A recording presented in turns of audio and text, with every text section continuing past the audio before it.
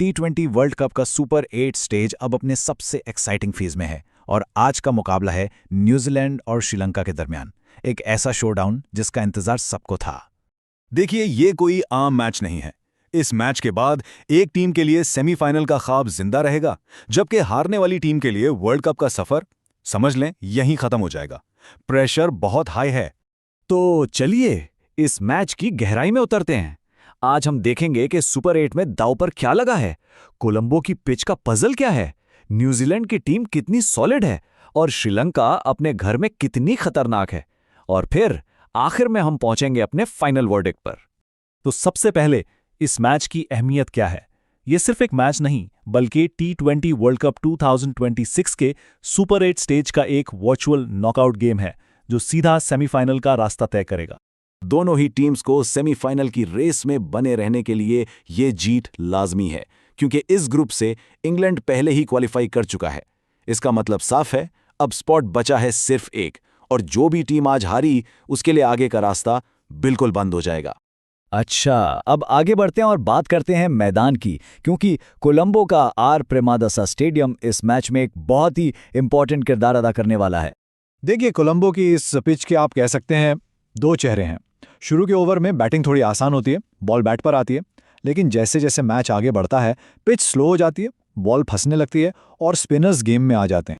इस पिच पर अगर कोई टीम पहले बैटिंग करते हुए 150 से 160 रन्स बना ले तो उसे एक बहुत ही अच्छा डिफेंडेबल स्कोर माना जाता है। टीम्स इसी टारगेट को जहन में रखकर उतरेंगी। तो यहाँ पर एक बहुत क्रूशियल पॉइंट है और वो है टॉस का। कोलंबो में टॉस जीतने वाली टीम अक्सर पहले बैटिंग करती है। इसकी वजह साफ है, स्कोर बोर्ड पे रन्स लगाओ और फिर दूसरी इनिंग्स में जब पिच स्लो हो जाए तो अपने स्पिनर से मैच जीत लो। अब बात करते हैं पहले कंटेंडर की, न्यूजीलैंड।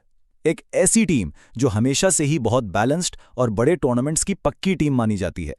न्यूजीलैंड की सबसे बड़ी ताकत उनका बैलेंस है।